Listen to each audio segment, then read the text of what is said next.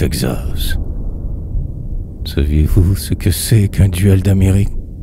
Délicats amateurs d'au-delà de l'Atlantique qui tirent une arme avec art.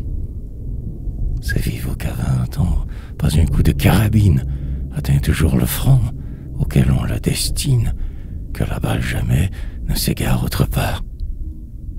Or, le plus ferme doigt, crispé sur la détente, peut bien parfois faiblir dans les moments d'attente précédant le triple signal. On touche un but, c'est vrai, mais la rouge blessure n'a pas assez de sang pour laver une injure, n'a pas assez tué le corps d'un dieu rival.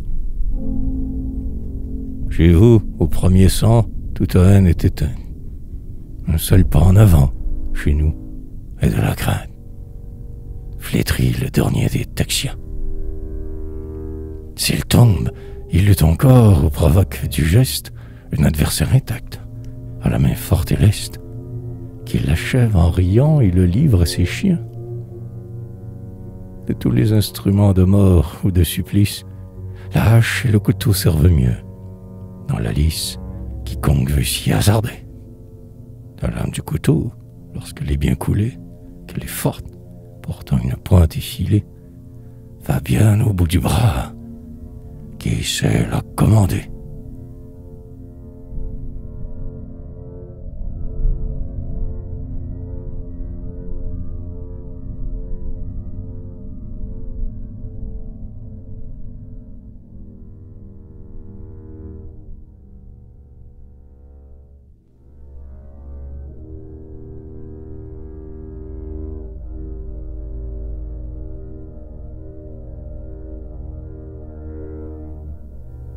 Il devra terminer nos rugissantes haines, se dirent deux voisins en se montrant les gaines qui battaient leurs larges côtés.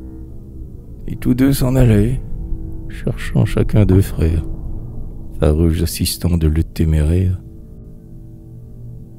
Aventureux bandits au désert emportés.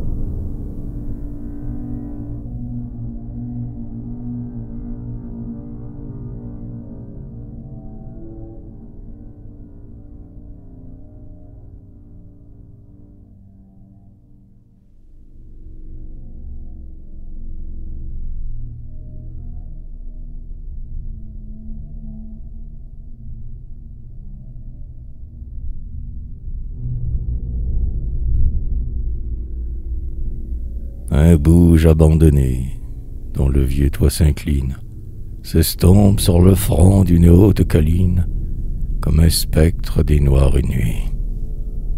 4 hommes sont couchés sur le devant du porche, tenant tous 4 en main une flambante torche. Leur oreille du sol semble écouter les bruits. Par un ciel aussi sombre, et surtout à cette heure, que viennent-ils attendre autour d'une demeure, aux murs lézardés et grelants? Qui donc en a fermé les patentes croisées, remis sur leur vieux gonds, bien qu'à demi brisées, ces portes qu'envahit la mousse au filet blanc? Ce sont eux. Mais pourquoi? Vous allez le connaître. Regarde-les bondir à travers la fenêtre, qu'un rauque cri vient d'ébranler. Cri strident du damné, torturé par la flamme. Cri d'angoisse, arraché des profondeurs d'une âme qui laisse un corps maudit que Dieu veut immoler.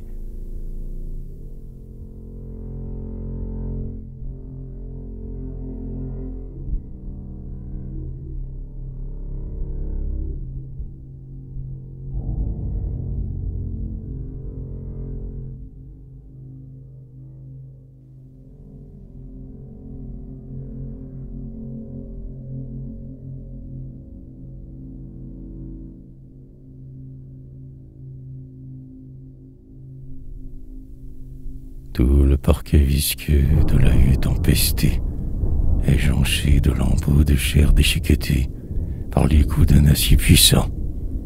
Et, parmi les débris de cette horrible fête, est un tronc décollé sur lequel une tête repose hérissée de gouttes de sang. Hors du cercle blafard que décrit la lumière, dans un recoin ombré de la paroi de pierre, un des champions est debout. Ses pieds sont nus, ainsi que ceux de sa victime. Ses dents mordent encore l'instrument de son crime. Sa lèvre se blanchit d'une écume qui bout. « Je l'ai tué, dit-il. Et j'ai bien fait. Le lâche, au milieu de la lutte, oublié de sa tâche, voulait fuir mon couteau vengeur. Le mur était scellé. Sa course circulaire, quoique muette et folle, attisa ma colère. Il tomba. Je suis fier d'être son égorgeur. De tous les instruments de mort et de supplice, lâche et le couteau servent mieux dans la lice, quiconque veut s'y hasarder. Dans l'âme du couteau, lorsqu'elle est bien coulée, qu'elle est forte, portant une pointe effilée, va bien au bout du bras qui sait la commander.